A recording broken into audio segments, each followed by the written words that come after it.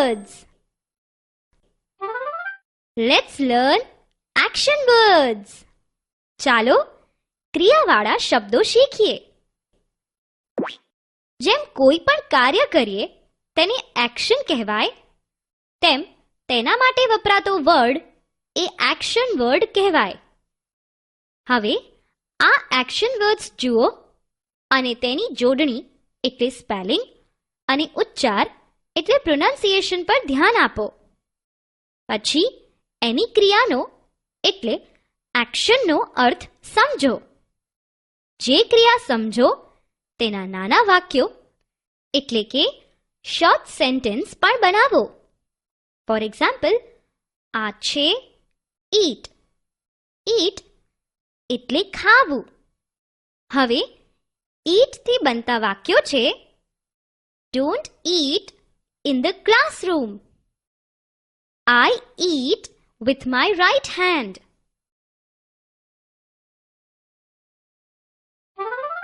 ચાલો હવે action words જોઈએ. લાફ. લાફ એટલે હસવું. કટ. કટ એટલે કાપવું. ટીયર. ટીયર એટલે ફાડવું. ઈટ. ઈટ એટલે ખાવું. સિપ. સિપ એટલે પીવું. યાન. યાન એટલે બગાસું ખાવું. રન. રન એટલે દોડવું. કિક. કિક એટલે લાત મારવી. વોક. વોક એટલે ચાલવું. કોમ્બ. કોમ્બ એટલે વાળ ઓળવા. Observe the picture and read the sentence.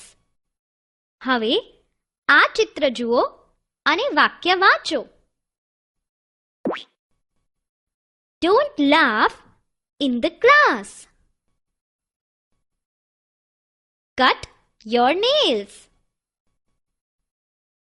Eat healthy food. Sip water slowly. હવે મારી જોડે બોલો. Don't laugh in the class. Cut your nails. Eat healthy food. Sip water slowly.